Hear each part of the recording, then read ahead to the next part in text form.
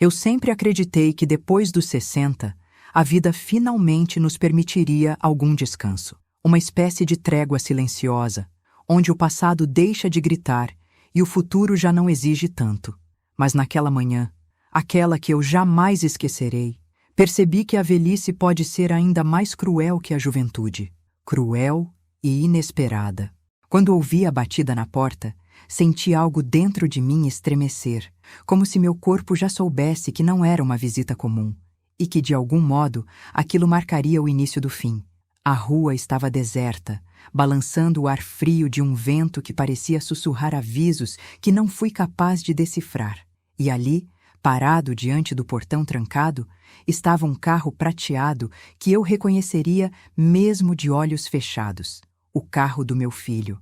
Só que, naquele instante, não havia ninguém ao volante. As portas estavam abertas e 2 pequenas mochilas coloridas estavam largadas no chão, como se tivessem sido arrancadas às pressas das mãos de crianças assustadas. Eu não via meus netos, mas eu sentia. Algo tinha acontecido, algo terrível. E antes de eu continuar essa história, uma história que vai te acompanhar por dias, quero fazer um convite muito especial. Inscreva-se no canal e deixe a sua curtida. Isso me ajuda a ver que vocês me apoiam e gostam das minhas histórias. E comentem aqui embaixo de qual cidade vocês estão assistindo. Agora, vamos continuar. Se eu tivesse atendido o telefone naquela manhã, talvez tudo tivesse sido diferente. Talvez meu filho não tivesse tomado a decisão impulsiva que tomou. Talvez as crianças não estivessem naquele carro sozinho. Talvez o destino não tivesse sido tão severo comigo ou com ele. Mas a verdade é que eu havia avisado com todas as letras: não posso receber visitas hoje. E repeti mais de uma vez, quase suplicando. Só que ele nunca escutou. Ele nunca me ouviu de verdade. Meu filho sempre foi assim, apressado, ansioso, acreditando que o mundo gira ao redor das demandas dele. Quando criança, corria pela casa como se o tempo fosse uma ameaça constante. Quando adulto, cresceu acreditando que tudo pode ser resolvido do jeito dele, na hora que ele decide. E talvez por isso nossa relação tenha se desgastado tanto. Ele sempre achou que meu silêncio era rejeição, quando na verdade era apenas cansaço. Cansaço de anos tentando ser a mãe perfeita, tentando não transbordar minhas falhas, meus medos, minhas dores. A verdade, porém, é que naquele dia eu não podia receber ninguém. Não ali, não naquele endereço, não com aquelas pessoas por perto. Eu havia me mudado há poucos meses. E não contei a ele todos os detalhes. Não contei quase nada, na verdade. Disse apenas que precisava de paz, que precisava de um novo começo, e que o lugar era mais seguro, mais calmo, longe das confusões do bairro antigo. Mas não era apenas isso. Nunca é apenas isso. A casa onde eu estava morando tinha regras rígidas, e a primeira delas era clara. Não traga visitas inesperadas. Podia parecer exagero para quem visse de fora. Podia até soar estranho. Mas para mim fazia sentido. Eu precisava daquela ordem, daquela disciplina forçada. Aquela comunidade, como gostavam de chamar, me oferecia silêncio e estrutura, coisas que eu não tinha há décadas. E eu aceitei, porque não tinha mais força para recusar. Mas meu filho não sabia disso. Ele só sabia que a mãe dele estava sumida, como ele dizia. E naquele dia, talvez por desespero, talvez por descuido, decidiu deixar meus netos na porta da minha antiga casa, sem perceber que eu não morava mais lá. Ele não sabia, ninguém sabia, que eu tinha trocado aquele endereço comum, previsível e entediado por outro completamente diferente. Outro que, até hoje, não sei se consigo chamar de lar. Quando percebi que a porta do carro estava aberta e que as mochilas estavam abandonadas, meu coração começou a bater rápido demais, minhas mãos tremiam. Eu tentei respirar fundo, tentei pensar com clareza, mas a verdade é que minha mente parecia engolida por um pavor ancestral, daqueles que só uma mãe e uma avó conhece. Eles tinham estado ali, meus netos, eles realmente tinham vindo. E se tinham vindo, quem os levou? Porque não foram eles que deixaram as mochilas ali, não foram eles que abriram a porta do carro. E eu sabia disso porque conhecia bem o pânico que mora por trás do silêncio. No início, achei que estavam brincando, escondidos, rindo da minha cara, como faziam quando eram menores. Eu os chamava. Lucas? Pietra? Minha voz ecoava vazia no quintal. Nenhuma resposta, nenhuma risadinha presa, nenhuma corrida leve pelo corredor. Foi aí que percebi. As pegadas na terra não eram pequenas, eram de adultos. 2, talvez 3 pessoas, marcas mais profundas, direcionadas para dentro da propriedade, para dentro do novo endereço que ninguém deveria conhecer. Um frio cortante subiu pela minha espinha, porque eu sabia exatamente o que aquilo significava, e a pergunta que latejava na minha cabeça era simples e devastadora. Se não fui eu quem trouxe as crianças para cá, então quem trouxe? E por quê? Talvez você esteja se perguntando por que eu estava numa casa com regras tão estranhas, com vizinhos que quase nunca olhavam nos meus olhos, num lugar onde até os passos pareciam vigiados. Mas nada na minha vida aconteceu por acaso. E minha mudança para aquela casa também não foi. Eu tinha motivos, motivos que meu filho nunca entenderia, motivos que eu mesma demorei décadas para aceitar. Mas ao ver as mochilas jogadas ali, percebi que meu passado, aquele que eu tanto tentei enterrar, tinha voltado para cobrar sua dívida, e as primeiras pessoas a pagarem por isso foram justamente aqueles que mais amei na vida. Eu costumava acreditar que a solidão era apenas um silêncio mais pesado, algo que a idade trazia inevitavelmente, como rugas novas e noites mal dormidas. Mas a verdade é que a solidão não chega de repente. Ela se aproxima devagar, se infiltra pelas pequenas brechas que a vida abre quando a gente menos percebe. No meu caso, ela começou anos antes daquela manhã em que encontrei as mochilas no chão. Começou com olhares desviados, telefonemas curtos, aniversários esquecidos. Começou quando meu filho deixou de perguntar se eu estava bem e passou a apenas informar o que precisava que eu fizesse.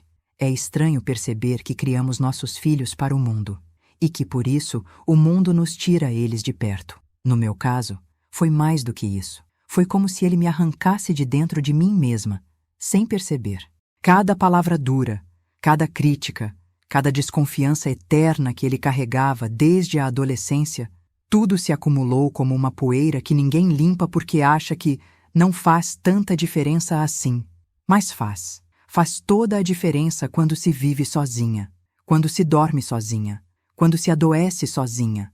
Com o tempo, nossas conversas passaram a durar menos do que a fervura de uma chaleira. Ele mal me escutava, e quando escutava, parecia interpretar tudo como acusação. Então, comecei a falar menos, bem menos, até que um dia percebi que estava quase muda dentro da nossa relação. Eu tentava justificar, mas o olhar dele sempre carregava a mesma pergunta silenciosa. O que você fez comigo, mãe? E essa pergunta tem mais peso do que qualquer grito. A decisão de me mudar não foi repentina. Foi fermentada ao longo de meses de exaustão emocional. Eu acordava cansada, mesmo em dias silenciosos. O velho endereço parecia engolir minhas forças. As lembranças das brigas com meu filho impregnaram as paredes. O cheiro da perda se acumulava entre os objetos, e até o sol que batia na janela parecia triste demais. Um dia me peguei falando com as paredes.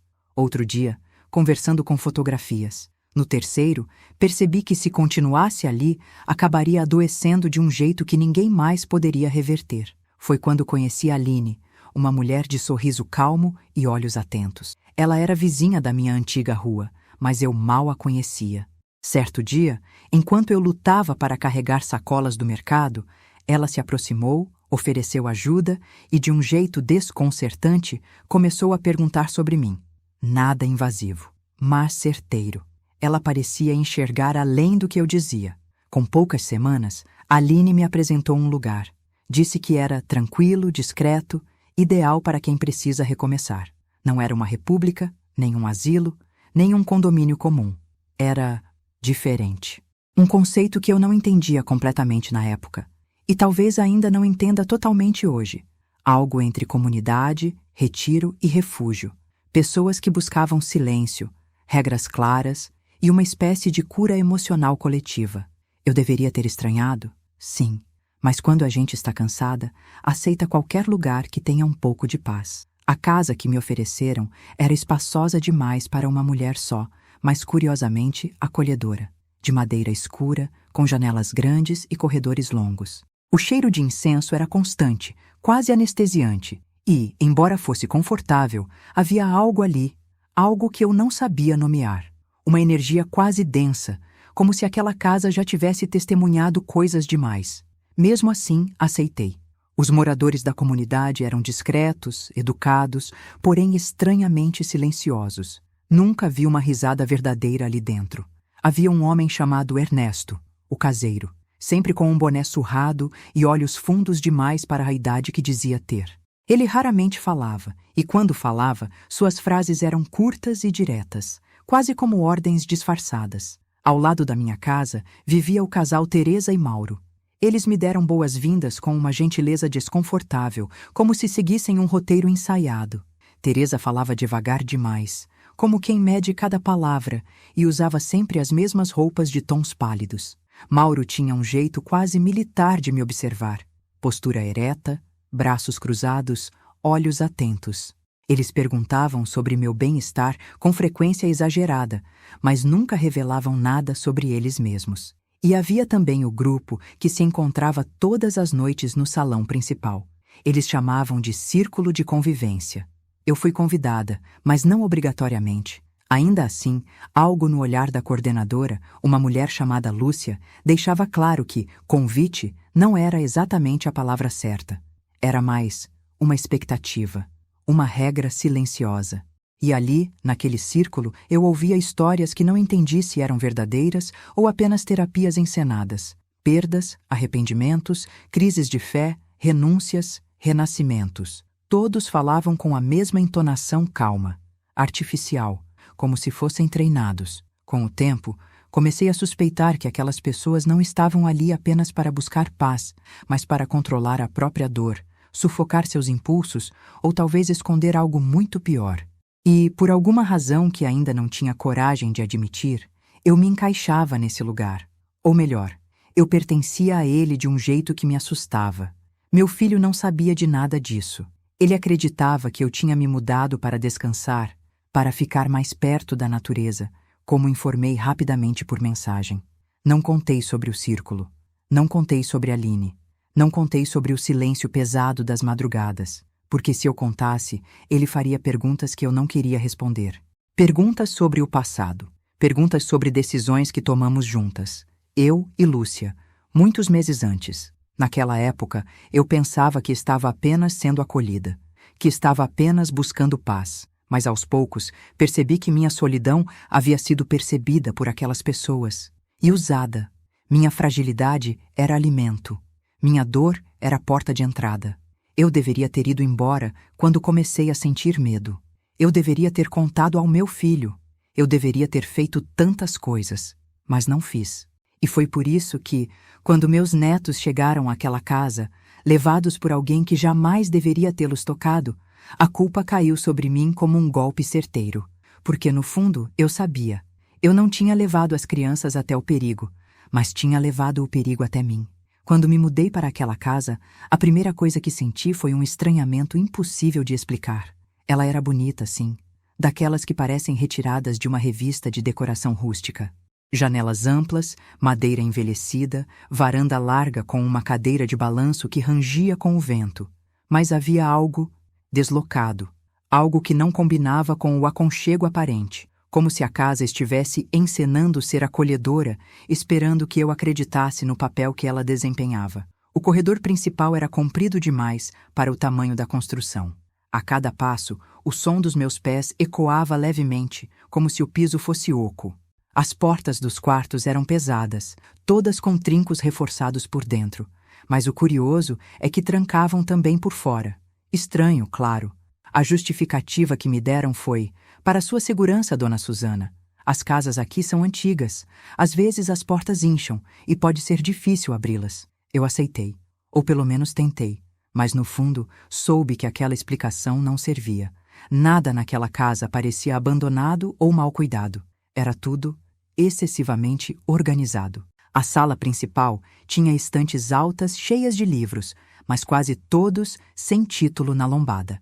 Cadernos espiralados com números ao invés de nomes, fotografias antigas, porém sem rostos. Eram imagens de costas, sombras, paisagens vazias. Sempre que eu perguntava quem reproduzia aquelas fotos, respondiam que não importava. e sempre com um sorriso que não alcançava os olhos. Escolhi aquele lugar no início porque parecia exatamente o que eu precisava: silêncio, ordem e, acima de tudo, regras que afastavam a desordem emocional que carreguei por anos. Regras rígidas, claras, bem delimitadas, como se a vida finalmente tivesse decidido me oferecer um roteiro. Um lugar onde eu não precisasse tomar tantas decisões. Onde eu pudesse simplesmente existir, sem que ninguém me julgasse. Ou pelo menos era isso que prometiam. Cada novo morador recebia uma espécie de manual de convivência. O meu era encadernado em couro escuro, páginas amareladas, e começava com uma frase que me arrepiou desde o início: "A paz só existe onde o controle não falha." Eu deveria ter questionado, eu sei. Mas naquele momento, aquela frase soava como um alívio. Meu mundo sempre tinha sido caótico demais. Meu filho sempre me trouxe preocupações que eu nunca soube como resolver. Meus sentimentos sempre foram intensos demais. Então, um lugar onde tudo era controlado, onde cada pessoa tinha uma função e cada função tinha limites, parecia perfeito. Pelo menos, no começo. As regras eram estranhas, claro. Horário fixo para acordar, horário fixo para dormir. Nada de trancar a porta por dentro. Nada de visitas não autorizadas. Nada de sair nos 3 primeiros meses. Nada de falar sobre o passado sem permissão do círculo. Era como uma mistura de retiro, internato e prisão. Mas tudo era dito com tanta sutileza, com tanta calma, que quase parecia carinho. Os moradores, no entanto, eram o elemento mais inquietante de tudo. Aline continuava aparecendo de vez em quando, sempre sorrindo, sempre dizendo que eu estava em boas mãos. Mas agora, quando vinha, trazia alimentos, medicamentos naturais, ervas estranhas que eu nunca tinha visto. Dizia para eu descansar, para confiar no processo. O círculo sabe o que faz, ela repetia. Ernesto, o caseiro, passava a maior parte do tempo observando. Ele nunca escondia isso. Caminhava devagar, de um lado para o outro, mãos para trás, olhos atentos. Às vezes, parava na porta da minha casa e ficava ali, imóvel, encarando a madeira como se pudesse atravessá-la com o pensamento. Quando eu o chamava, fingia surpresa e dizia que estava apenas verificando se estava tudo em ordem. Teresa e Mauro, meus vizinhos, eram ainda mais estranhos. Eles surgiam em horários específicos, sempre os mesmos, oferecendo chá, suco, refeições. Nunca mudavam o cardápio, nunca mudavam o tom de voz, nunca mudavam nem a expressão. Era como se vivessem para seguir um ritual, um ritmo, uma coreografia emocionalmente vazia. E havia também Lúcia, a coordenadora da comunidade, ou, como alguns chamavam baixinho, a guardiã. Lúcia tinha uma presença que enchia qualquer espaço. Era alta, de postura impecável, cabelo preso num coque tão firme que parecia impossível desmontá-lo.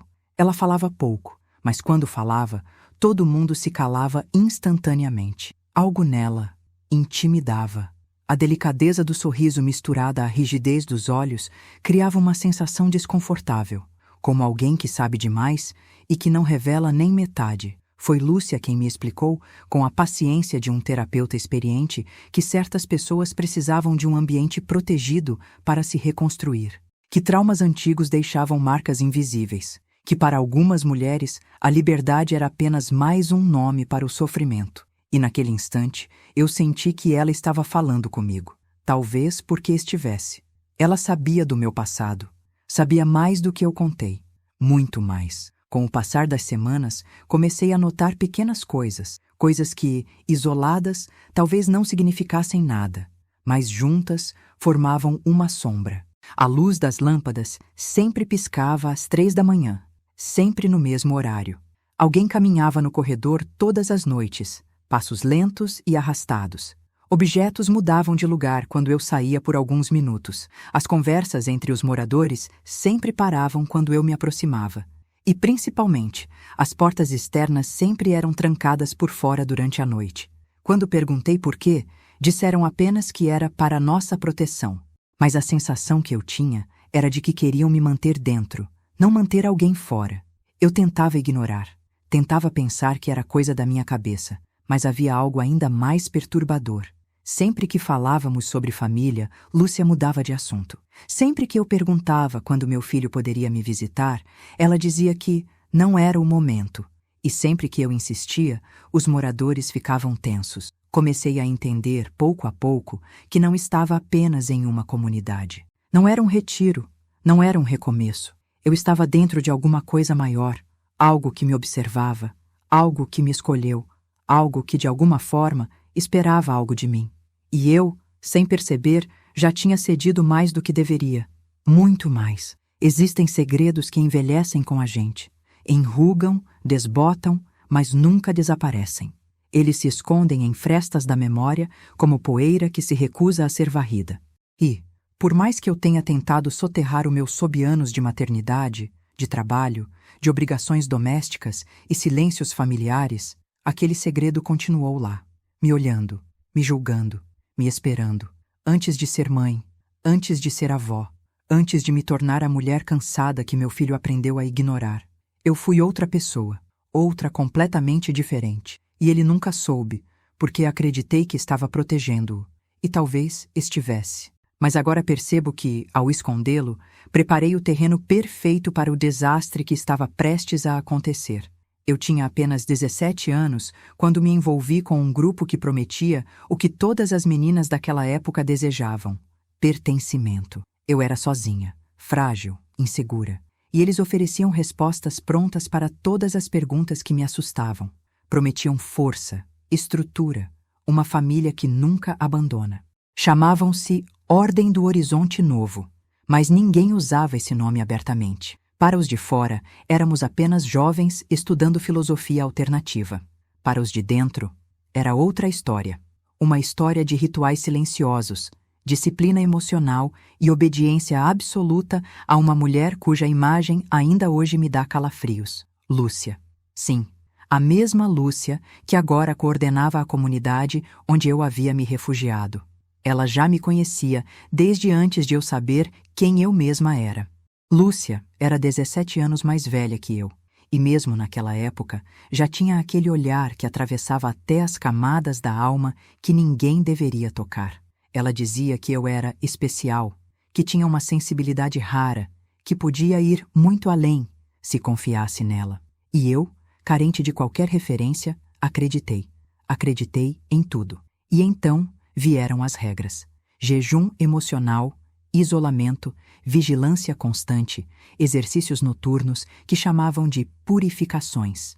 Hoje, olhando para trás, vejo claramente o que era, mas na época eu via apenas pertencimento. Fiquei lá por 3 anos, até que algo quebrado dentro de mim finalmente gritou mais alto do que o condicionamento. Fugi, não sem consequências. Lúcia tentou me trazer de volta, tentou fazer com que eu cumprisse o que devia, mas eu nunca cedi. Prometi a mim mesma que nunca mais pisaria perto dela ou de qualquer pessoa daquele grupo. E por décadas cumpri essa promessa. Meu filho nunca soube de nada. Quando ele nasceu, eu jurava que tinha deixado aquela fase para trás. Eu o criei acreditando que poderia protegê-lo da minha própria história. Mas o tempo tem uma habilidade cruel. Ele nos repete. Quando me mudei para aquela comunidade meses atrás, achei que estava buscando paz. Mas, na verdade, estava apenas retornando ao ciclo que nunca encerrei. Eu precisava de disciplina, precisava de amparo.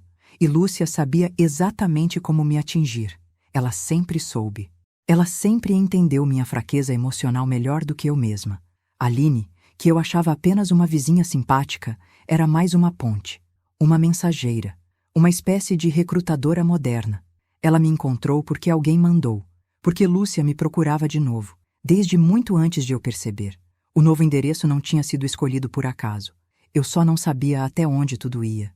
Comecei a notar o perigo para as crianças no dia em que Ernesto, o caseiro, comentou, com aquela voz baixa que parecia sempre escondendo algo, que jovens são mais maleáveis. Ele disse isso enquanto arrumava ferramentas, sem me olhar, como se falasse sozinho. Fiquei gelada. Teresa, com seu sorriso quase pregado no rosto, perguntou casualmente se eu tinha família perto. Quando respondi que meus netos às vezes visitavam, ela congelou por 1 segundo. 1 segundo. Mas suficiente para eu perceber que aquela não era uma informação irrelevante. Era uma ameaça. E Lúcia, Ah, Lúcia, sempre calma, sempre gentil, mas sempre desviando qualquer assunto sobre crianças. Ela dizia que jovens traziam interferências energéticas, que ainda não eram formados o suficiente para participar de processos de cura. Mas eu sabia que o interesse dela por jovens não era novo, nem era terapêutico. Foi então que comecei a entender que se meus netos aparecessem ali, eu não teria controle, e ninguém deveria estar sob o controle de Lúcia. Eu precisava impedir. Por isso, avisei meu filho. Insisti tanto para que não viesse naquele dia. A comunidade estava especialmente agitada. Alguma coisa estava para acontecer, e eu sabia que se elas vissem crianças, não deixariam passar. Mas meu filho nunca me ouviu. Nunca entendeu que meus avisos não eram apenas manias de uma velha solitária. E naquele dia, ele simplesmente decidiu deixar as crianças na porta da minha antiga casa, achando que estava facilitando minha vida. Só que o endereço que ele usou não era mais o meu. Não fazia meses que eu não vivia ali. E alguém que não deveria, encontrou primeiro as mochilas, encontrou primeiro as crianças e as levou até o novo endereço. O endereço que nunca deveria ter sido descoberto. O endereço onde eu fugi de mim mesma e reencontrei meus piores fantasmas. O pior de tudo? Naquela mesma manhã, antes de descobrir que meus netos haviam desaparecido, Lúcia me chamou para uma conversa urgente. Ela queria falar sobre novos integrantes, sobre renovar o círculo, sobre novos inícios. Foi quando soube, sem ainda ter visto nada, que algo horrível estava prestes a acontecer e que o passado que eu tanto escondi estava prestes a engolir as pessoas que eu mais amava. O dia começou com um silêncio estranho, desses que parecem escutar a gente mais do que o contrário. O tipo de silêncio que deixa o ar pesado, esperando alguma tragédia anunciar-se. Eu acordei antes do sol, com uma sensação que me apertava o peito como uma mão fria. Não sabia explicar, mas sabia sentir. Algo ia dar errado. Lúcia me chamara mais cedo para aquela conversa urgente sobre novos integrantes, e desde então eu não conseguia me concentrar em nada. Ela falava sobre expansão, sobre renovação, suas metáforas vazias ecoando como ameaças disfarçadas. E quanto mais ela dizia, mais eu pensava nas crianças, nos meus netos. Naquela manhã, por alguma razão que até agora me envenena, eu insistira para meu filho não trazê-los. Mas ele nunca me levou a sério. Acreditava que meus receios eram exageros da minha idade, que minha cabeça criava monstros onde só havia sombra. Eu queria que ele estivesse certo. As crianças, Francisco e Helena. Enquanto eu sufocava naquela conversa com Lúcia, do outro lado da cidade, duas crianças caminhavam, de mãos dadas, na direção errada. Francisco, o mais velho, segurava a mochila do dinossauro preferido. Helena carregava uma boneca de pano com o rosto amassado. Eles estavam tranquilos. Confiavam no pai, confiavam em mim, confiavam que a casa que conheciam desde sempre estaria atrás daquela porta verde com tinta descascada, a porta da minha antiga casa. O pai deles, apressado entre compromissos, deixou-os ali. Deu 2 beijos rápidos, falou que ia buscá-los à tarde. As crianças bateram palmas animadas. Estavam felizes. Acreditavam que eu abriria a porta em poucos segundos, mas eu não morava mais ali havia meses. O silêncio da rua ainda era normal naquele horário. Nada parecia fora do lugar, exceto a câmera na esquina, que antes não existia, e o carro prata estacionado do outro lado da calçada, com vidros escuros demais para um bairro residencial. As crianças bateram na porta, de novo, e mais uma vez, ninguém atendeu. Foi quando Teresa, sim, a mesma Teresa do sorriso sempre tenso, apareceu ao fundo da viela, carregando sacolas de compras que pareciam mais pesadas do que deveriam ser. Ela congelou ao vê-las ali. Mas o sorriso voltou rápido, rápido demais. Vocês são os netos da dona Susana, não são? Helena assentiu, aliviada. Francisco sorriu. Teresa apertou as sacolas contra o peito, como se escondesse algo. Ela pediu que eu viesse buscar vocês. Mandou vocês irem direto para lá. Venham, venham, disse, sua voz mansa como veludo, mas com um tremor que nenhuma criança perceberia. E eles foram, porque crianças seguem adultos que sorriem. Susana, antes do aviso. Eu tentei me livrar de Lúcia o mais rápido possível, mas ela parecia querer prolongar aquela sensação de captura emocional. Falava de aceitação, de ciclos, de renascimentos, palavras lindas, perigosas, manipuladoras. Quando finalmente consegui me afastar dela, peguei o celular.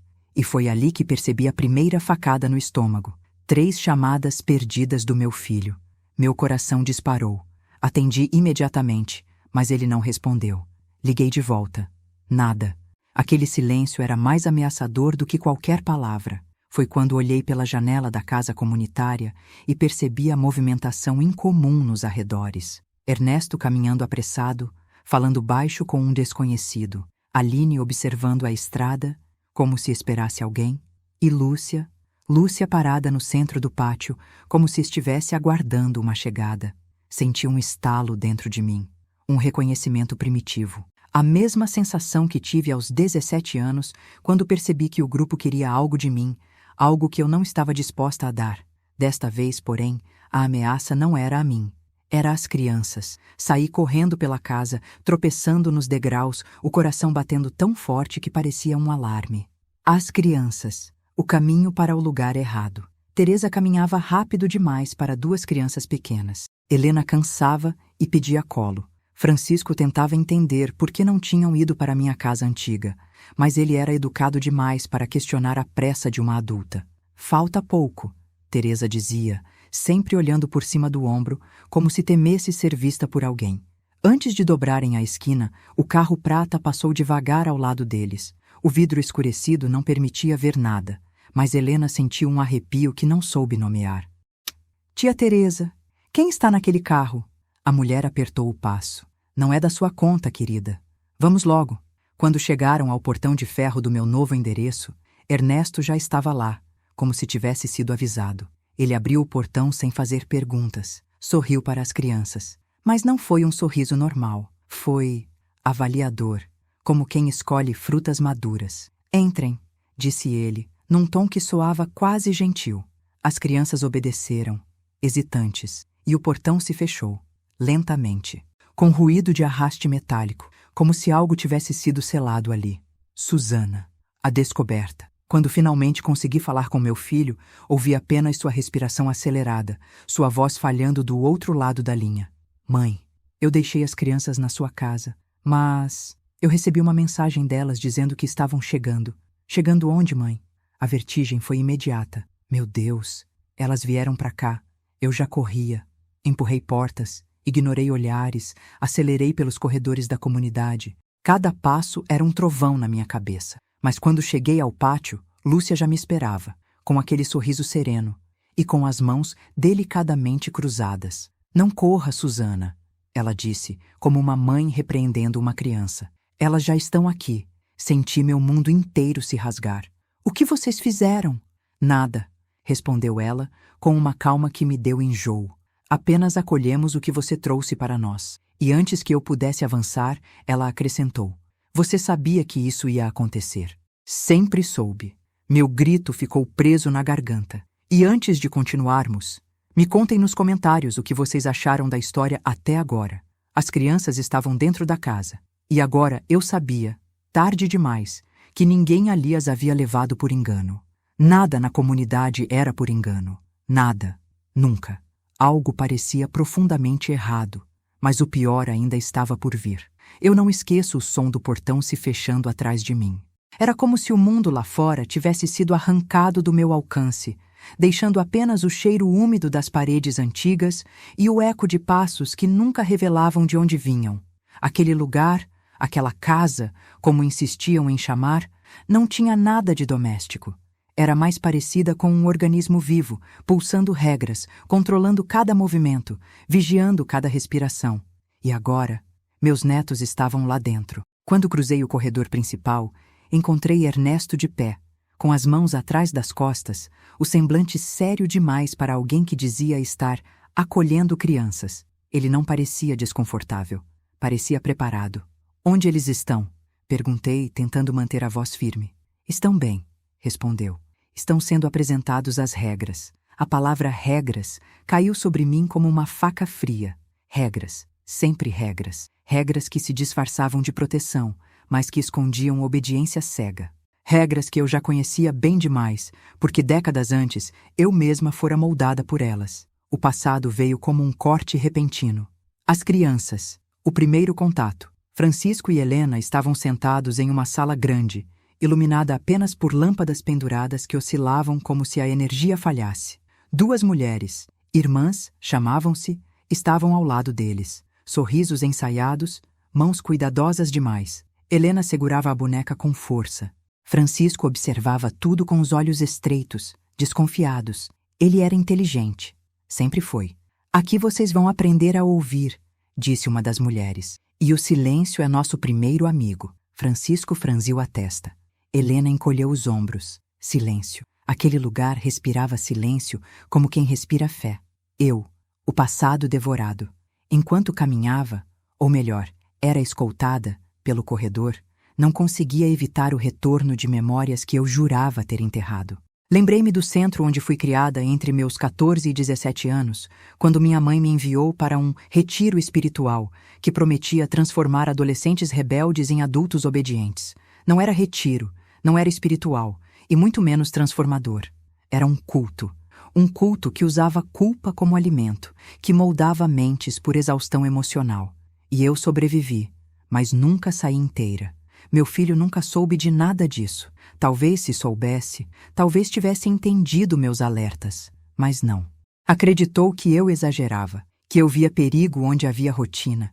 E agora minhas crianças estavam exatamente onde eu jamais deveria ter permitido estar de novo. A culpa, aquela velha companheira, apertou meu peito. A casa não era um lar. Quando Lúcia apareceu diante de mim, senti o coração bater diferente. Não de medo, mas de reconhecimento. Ela era a nova versão do que eu conheci, anos antes. Uma líder suavizada, com voz melódica, olhar compassivo, gestos calculados. Oh, eles estão seguros, Susana, disse ela, pousando a mão no meu ombro como quem consola. Aqui ninguém faz mal a uma criança. Não é isso que me preocupa, respondi. É o bem que vocês dizem fazer. Ela sorriu. Era o tipo de sorriso que não tocava os olhos. Você trouxe para cá o que mais ama, continuou. Não precisa temer. Vamos cuidar deles como cuidamos de todos os nossos. A palavra nossos me enojou.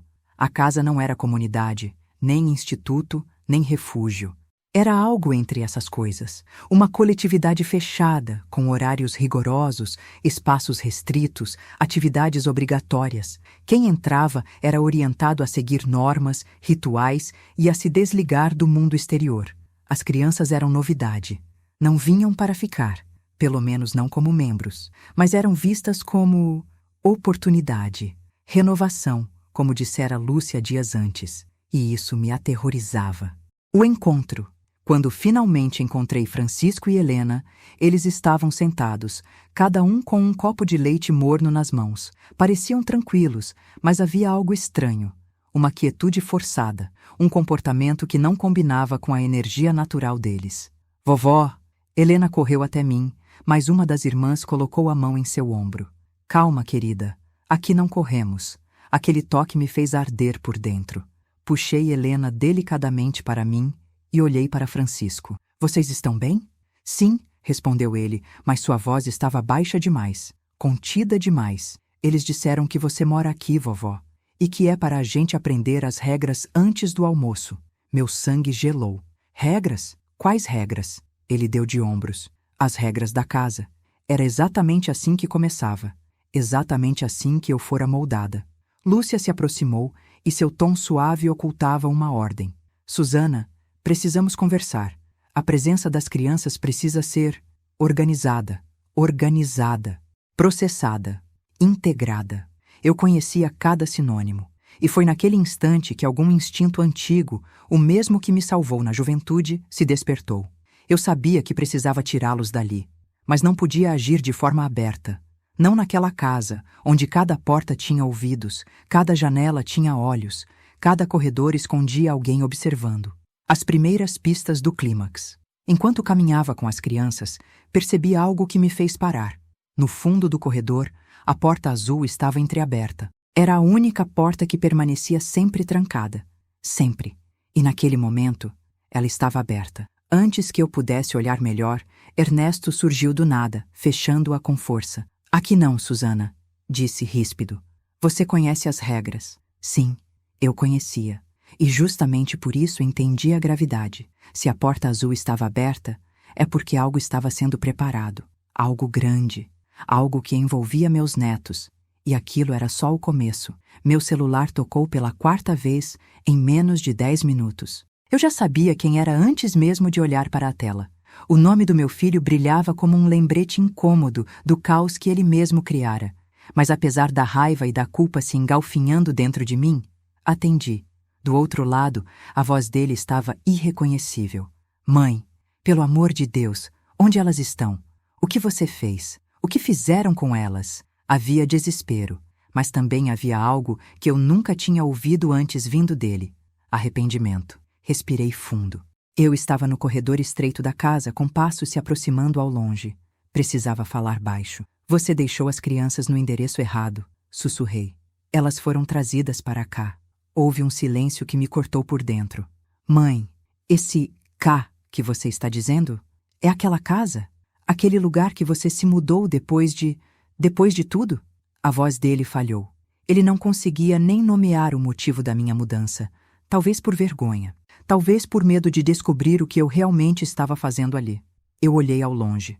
Helena e Francisco conversavam baixinho com uma das irmãs, sem perceber o furacão ao redor deles. A casa parecia respirar, como se escutasse cada palavra. Sim, respondi. Elas estão aqui. Meu filho soltou um gemido baixo, quase animal. A descoberta. Eu tô indo aí agora, disse ele decidido. Me diz o endereço, mãe. Agora. Fechei os olhos. Era exatamente isso que eu temia. E exatamente isso que por dentro eu esperava que acontecesse. Não posso, respondi. Como assim? Não pode? Eles não gostam de visitantes inesperados, murmurei. E você não tem ideia do que está fazendo. O silêncio dele agora era outro. Pesado. Furioso. Mãe, o que é esse lugar? O que você fez? Por que você se mudou para esse fim de mundo? Ah, a pergunta que ele nunca teve coragem de fazer. Eu respirei fundo, sentindo um nó se formar na garganta. O mesmo nó que me acompanhava desde a adolescência. Eu não mudei para fugir, sussurrei. Eu mudei para voltar. Do outro lado da linha, ele prendeu o ar. Voltar? Voltar para quê? Flashback. A ferida antiga. Eu tinha 17 anos quando fugi daquele lugar pela primeira vez. Fui criada ali dentro durante 3 anos, obcecada pela ideia de que minha rebeldia era pecado, de que minha personalidade era defeito, de que meu silêncio era a única forma de ser amada. Quando consegui escapar, proibi a mim mesma de olhar para trás. Vivi anos sem mencionar nada. Conheci o pai dele, construí uma vida que disfarçava o abismo dentro de mim. E então ele nasceu. Meu filho. A única pessoa que poderia ter me compreendido. E, ironicamente, a que mais me fez sentir sozinha. Ele cresceu me tratando como exagerada, fraca, dramática. Nunca perguntou sobre o meu passado. Nunca teve interesse em entender minhas feridas. Para ele, minha dor era expressão de velhice ou neurose. E quando a vida me obrigou a encarar aquele passado, anos depois, eu percebi que havia algo incompleto em mim. Algo que só se encerraria no mesmo lugar onde tudo começou. Então sim, eu escolhi aquele endereço. E não foi por acaso. A revelação. Filho, comecei com a voz tremendo. Eu precisei voltar aqui porque ainda existia uma dívida. Ele exalou um ar carregado. Dívida? Que dívida, mãe? Com quem? Olhei para a porta azul, aquela mesma porta que Ernesto fechara. Senti o peso da casa sobre mim, como se cada parede soubesse da conversa. Aquele lugar sempre vigiou seus membros. Eles tiraram algo de mim quando eu era jovem, continuei. Algo que eu nunca contei a ninguém. E eu passei anos com essa ferida aberta. Anos pensando que minha vida tinha sido desviada por causa das decisões que eles tomaram por mim. Então, quando surgiu a chance de voltar e finalizar o que começou, eu aceitei. Do outro lado, ouvi meu filho se afastando do telefone, como se precisasse de ar. Você voltou para se vingar? Perguntou ele, enfim. Sua voz não era de raiva, era de horror.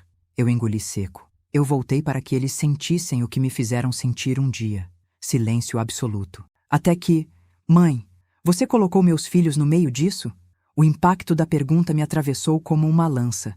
Eu quis responder não, mas não seria completamente verdade. Aquele lugar sempre foi um imã. Nunca foi seguro. Eu sabia disso. Parte de mim, no fundo, sempre soube que o passado iria me cobrar um preço por voltar. Mas não. Eu jamais teria usado as crianças. Jamais. A chegada delas foi um acidente, uma tragédia do destino e do descuido dele. Eu não trouxe as crianças, respondi com firmeza. Você trouxe. Mesmo depois de eu dizer que não podia recebê-las naquele dia. Ele chorou. Chorou como poucas vezes ouvira. Eu vou aí, mãe. Nem que eu arranque essa porta com as próprias mãos. A casa pareceu ouvir. O corredor gelou. Ernesto apareceu atrás de mim. Eles sabiam. E naquele instante eu entendi que as coisas estavam prestes a sair do controle. Muito mais do que eu imaginava. A noite caiu como um pano pesado, abafando tudo. Nada se movia no pátio da comunidade. Nem mesmo o vento ousava atravessar aquele silêncio denso, quase sólido. Eu sabia que meu filho estava vindo. Podia senti-lo, como se o medo dele viajasse pelo ar antes mesmo do carro alcançar a estrada de terra. Mas quando ouvi o motor distante, já era tarde, muito tarde. A casa inteira parecia preparada, como se tivesse ensaiado aquele momento por semanas. As luzes estavam mais fracas, as portas cerradas, as sombras mais longas. E no centro de tudo, Lúcia aguardava. Ele está chegando, sussurrei para Ernesto, que permanecia como um cão de guarda ao lado da porta azul. Sabemos, respondeu ele sem me olhar. Estamos prontos. Aquela palavra, prontos, me atravessou como um espinho. Eu tentei avançar, mas ele bloqueou minha passagem. Você não pode falar com ele ainda. Eles são meus netos, esbravejei. Eu tenho o direito de... Os direitos aqui não são seus, Susana. A voz de Lúcia surgiu atrás de mim, suave como veneno. Você sabe disso melhor do que ninguém. Eu me virei, encarando-a. Ela mantinha o mesmo semblante calmo que sempre carregava, mas havia algo novo ali, um brilho triunfante, quase celebratório. Você queria justiça, não queria? Ela perguntou. Queria que o passado fosse corrigido? Meu estômago se revirou. Eu nunca quis envolver as crianças, murmurei. Ah, mas o destino quis. Ela sorriu, inclinando a cabeça. E nós apenas cumprimos o que precisava ser feito. A chegada. O som do carro parando diante do portão cortou o ar. Portas sendo batidas, passos apressados, o nome das crianças sendo chamado no escuro. Meu filho. Abrame esse portão! Ele gritou, a voz carregada de desespero, força e culpa. Ernesto caminhou até o portão, mas não para abri-lo, apenas para observar. Eu forcei passagem, mas 2 membros da comunidade seguraram meus braços. Lúcia deu um passo à frente, sorrindo como uma anfitriã recebendo um convidado indesejado. Venha, disse ela. Ele precisa ouvir de nós. Quando finalmente destrancaram o portão, meu filho entrou correndo, o rosto manchado de lágrimas, respiração entrecortada. Seus olhos eram os mesmos de quando criança, nos poucos dias que me buscava aflito após um pesadelo. Mãe! Ele correu até mim e me agarrou pelos ombros. Onde eles estão? Onde estão meus filhos? Eu abri a boca, mas Lúcia respondeu primeiro. Estão seguros, disse ela. Meu filho se virou, perplexo. Seguros? Com vocês? Com essa gente? Lúcia não se abalou. Você trouxe as crianças até nós, e nós fizemos o que precisava ser feito. Ele avançou nela, mas Ernesto o segurou antes que pudesse chegar perto. O que vocês fizeram? Ele berrou. Onde eles estão? Eu senti meu corpo tremer. Sabia que não poderia mais atrasar a verdade. A verdade. A porta azul. A porta azul. Aquele lugar onde ninguém podia entrar. Onde todos os novos passavam por avaliação. Onde eu mesma, décadas antes, havia sido marcada. Eu olhei para ela. E meu filho percebeu. Não. Ele sussurrou. Não me diga que... Não. Eu assenti com o queixo pesado. Eles passaram pela cerimônia de integração. Murmurei. A mesma que eu passei quando tinha 14 anos. Ele arregalou os olhos, horrorizado. Você deixou isso acontecer? Eu tentei impedir. Minhas palavras saíram como um soluço. Não tive escolha. Eles já estavam aqui quando percebi. Lúcia levantou a mão, pedindo silêncio. Nada foi feito contra a vontade delas, disse. Nós apenas mostramos o caminho. Crianças aprendem rápido. E elas entenderam o que você, Susana, levou décadas para compreender. O mundo lá fora não tem espaço para elas. Aqui, sim. Aqui, elas pertencem. Meu filho gritou. Vocês são loucos! Eu vou chamar a polícia. Já chamamos, disse Lúcia com calma. Eles vieram esta tarde e foram embora satisfeitos. Nossos documentos estavam em ordem. Tudo legal. Tudo registrado. Meu filho empalideceu. Eu também. Lúcia continuou. As crianças passaram por um ritual de silêncio. Apenas isso. Estão descansando, adaptando-se. A partir desta noite, começam o processo de purificação. Purificação. A mesma palavra que me atormentou por anos. Meu filho tremia, incapaz de processar. Eu quero ver meus filhos, disse ele com a voz rouca. Agora. Lúcia sorriu. Claro. O que realmente aconteceu. A porta azul se abriu com um estalo lento. E lá dentro, as luzes eram baixas, mas suficientes para ver que o espaço era amplo, circulado por colchões e velas. Incenso queimava em potes de barro, preenchendo o ar com um cheiro doce e enjoativo. E no centro, cobertas até o pescoço, estavam as crianças, dormindo profundamente. Profundamente demais. Helena tinha a boneca nos braços. Francisco respirava devagar, como se estivesse em transe. O que vocês deram a eles? Meu filho perguntou, aproximando-se a passos curtos. O que vocês fizeram? Calmantes à base de ervas, respondeu Lúcia. Nada químico, nada nocivo, só o suficiente para que pudessem receber as instruções sem resistência. Meu filho caiu de joelhos, eu também. E naquele instante, a verdade me golpeou com força brutal. Eles estavam preparando as crianças para algo maior, algo que envolvia meu retorno. Algo que envolvia a minha história, e algo que ainda não havia terminado. Não naquela noite, não naquela casa, não com aquela porta azul ainda aberta. A porta azul se fechou atrás de nós com um baque seco, e o som ecoou pelo corredor como um veredicto. Meu filho ainda estava de joelhos, as mãos trêmulas tentando alcançar as crianças adormecidas, como se pudesse protegê-las mesmo sem entender o que estava acontecendo. Eu o observava, realmente, observava, pela primeira vez em muitos anos. O rosto dele carregava todo o peso das escolhas que me trouxeram de volta àquele lugar, aquele inferno, ao único lugar onde minha vida havia sido moldada e destruída. E agora, ao cenário perfeito para o que eu planejei a vida inteira. A raiz da verdade. Mãe, ele soluçou, sem levantar o rosto. Como você deixou isso acontecer? Senti um estranho alívio ao ouvir essa pergunta. Não dor, não culpa.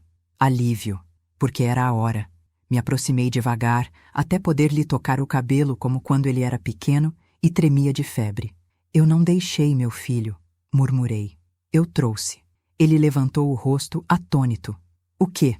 Lúcia observou em silêncio, como alguém que já conhecia a cena, mas aguardava o momento exato para intervir.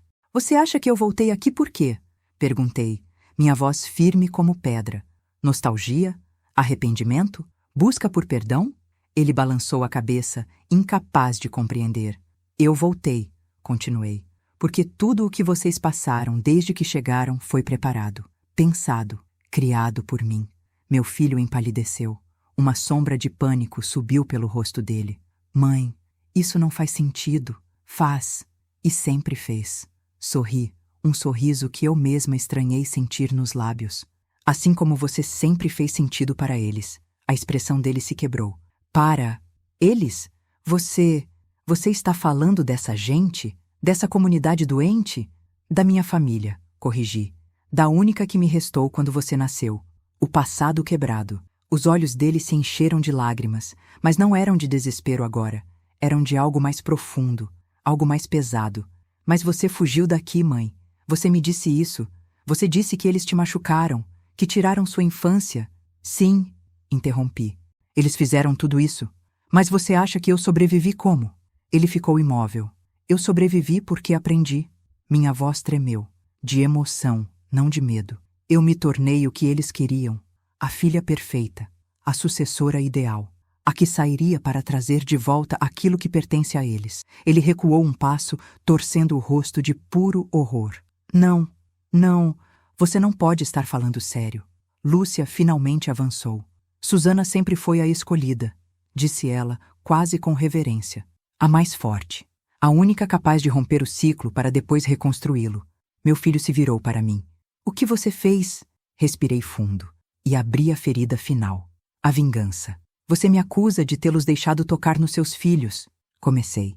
Mas foi você quem me trouxe até este ponto. Você quem destruiu o pouco que restou da minha humanidade. Ele franziu o rosto confuso. Quando você tinha 13 anos, continuei, você denunciou uma vizinha por negligência. Lembra? Disse que ela batia no filho, que deixava ele passar fome.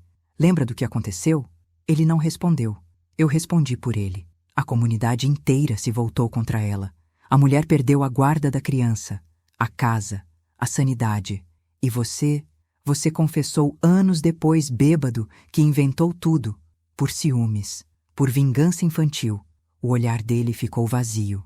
Aquilo me ensinou, sussurrei, inclinando-me até que minha boca quase tocasse o ouvido dele, que você não tinha moral, nem limites, e que um dia você também destruiria os meus netos se achasse conveniente. Ele tentou negar, mas não conseguiu emitir som algum.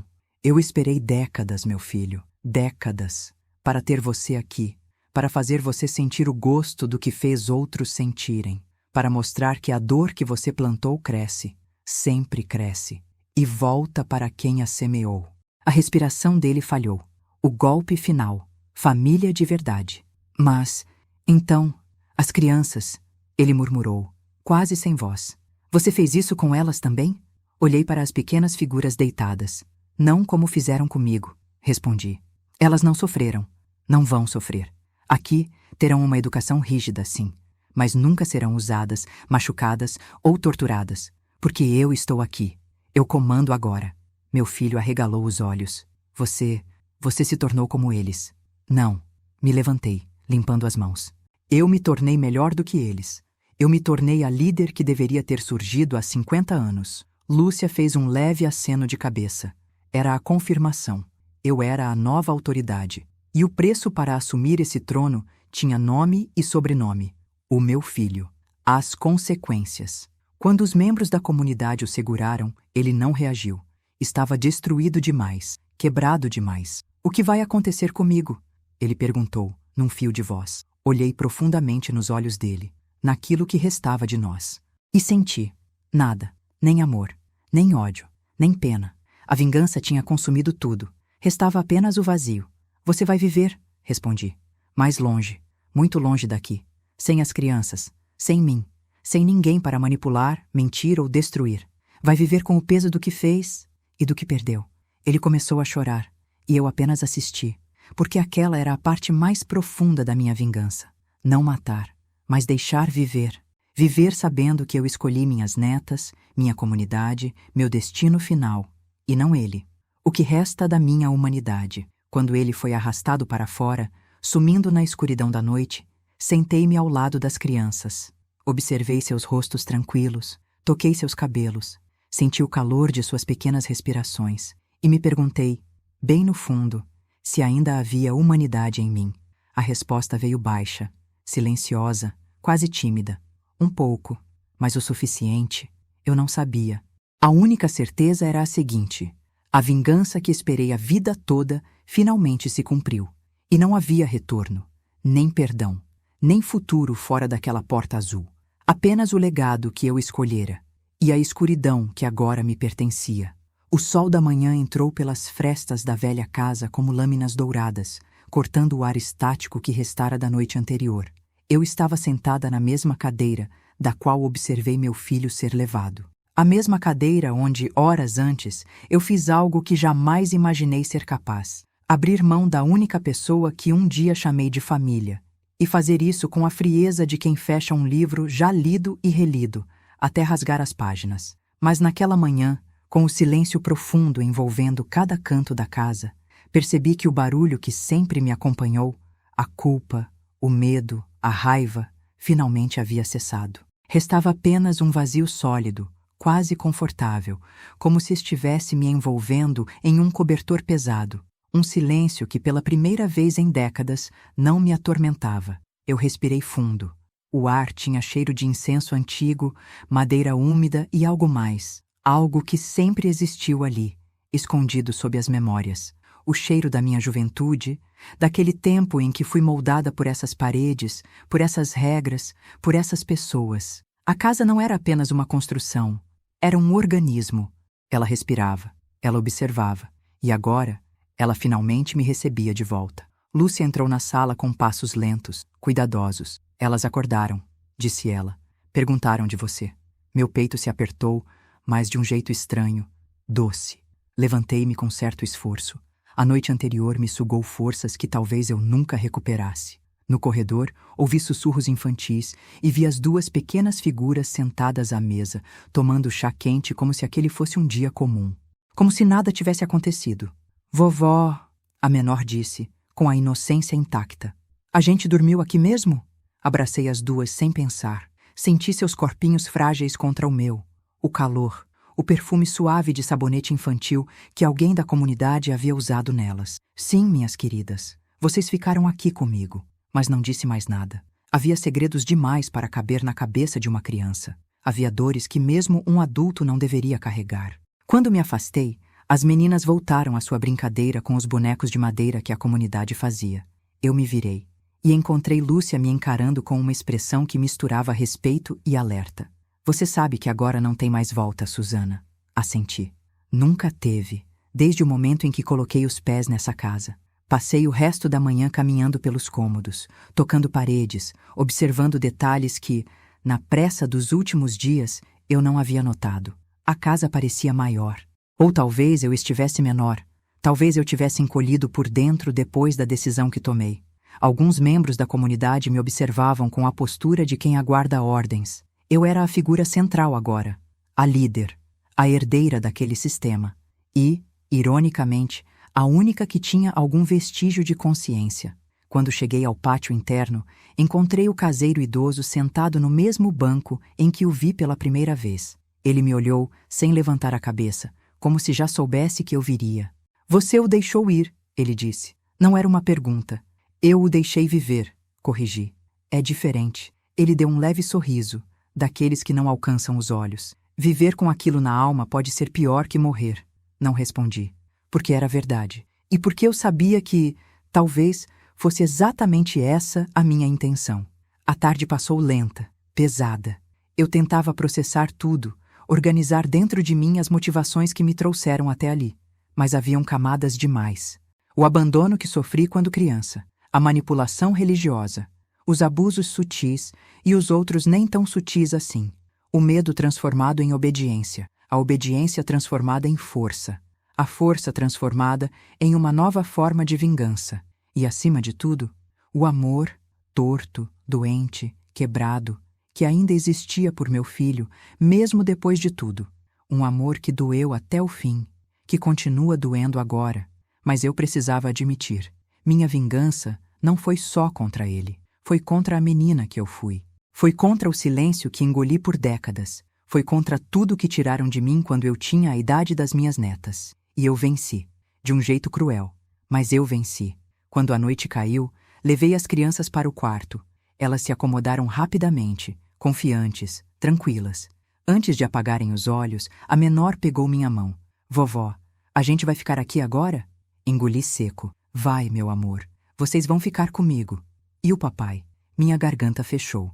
Aquele era o tipo de pergunta que perfura camadas, que expõe feridas internas que ainda latejam. Mas respondi com cuidado. O papai precisa aprender algumas coisas, mas ele está vivo, e um dia vocês vão entender. A menina assentiu, embora eu soubesse que não compreendia, e dormiu segurando meus dedos. Saí do quarto devagar e fechei a porta. No corredor, o silêncio reinava absoluto. Era o mesmo silêncio de antes, mas agora tinha outra textura. Parecia me acompanhar, parecia me reconhecer. Sentei-me no chão frio, encostei a cabeça na parede e deixei o corpo relaxar pela primeira vez desde que tudo começou. E chorei. Não de arrependimento, não de culpa, mas de esgotamento. Meu filho estava longe. Meus netos estavam seguros, ou pelo menos seguros dentro do que essa casa pode oferecer. A comunidade estava sob meu comando, e o passado finalmente havia sido enfrentado. Mas acima de tudo, eu estava sozinha, completamente sozinha. E naquele espaço, onde antes havia raiva, restava apenas o silêncio. Um silêncio que dizia verdades que eu não queria ouvir. A vingança me devolveu o meu poder, mas levou o resto do que eu era. Se você chegou até aqui, respire fundo comigo por um instante. Esta história que acabei de contar não é leve, não é simples, não é daquelas que terminam com discursos felizes, laços de presente e promessas de dias melhores. Ela é feita de dor, de escolhas difíceis, de silêncios que ecoam por décadas e da coragem que, às vezes, só aparece quando já não temos mais nada a perder. E justamente por isso, eu quero pedir algo muito importante a você, que me ouviu até o final. Se esta narrativa tocou seu coração, se fez você refletir, se fez você lembrar de alguém, se despertou alguma emoção escondida aí dentro, então eu peço, inscreva-se no canal. Esse simples gesto mostra que você valoriza histórias profundas, intensas, humanas, histórias que nem sempre são contadas, porque doem demais, mas que precisam ser ouvidas. Clique também no curtir. Pode parecer pouco, mas para mim é como um abraço silencioso, um sinal de que minha voz encontrou a sua, que minha dor encontrou algum lugar em você. Cada curtida é uma forma de mostrar que este espaço importa, que vale a pena continuar compartilhando verdades que muitos escondem atrás de portas trancadas. E eu adoraria que você comentasse aqui embaixo de qual cidade você está assistindo. Sim, isso mesmo. Quero saber de onde minha voz está chegando, de onde meu passado ecoa agora. Talvez do interior de Minas, talvez de uma grande capital, talvez de uma cidadezinha pequena do interior do Brasil. Cada comentário cria uma ponte entre nós, uma ponte feita de humanidade, de presença, de pertencimento. Eu conto minha história, e você compartilha um pedaço da sua. Você não imagina o quanto isso faz diferença. Se você sentiu raiva em algum momento, se sentiu pena, se sentiu dividido entre condenar e compreender. Saiba que isso é exatamente o que faz uma história valer a pena, quando ela mexe com o que a gente tenta esconder até de nós mesmos. Então fique, acompanhe as próximas histórias, aperte o sininho, compartilhe o vídeo, ajude para que outras pessoas encontrem este canto, onde a verdade pode ser dita sem medo e sem máscaras. Obrigada por me ouvir, obrigada por ficar até o fim. Obrigada por permitir que meu passado encontrasse um novo espaço para existir. Agora, com a voz calma, mas firme, eu encerro do único jeito possível.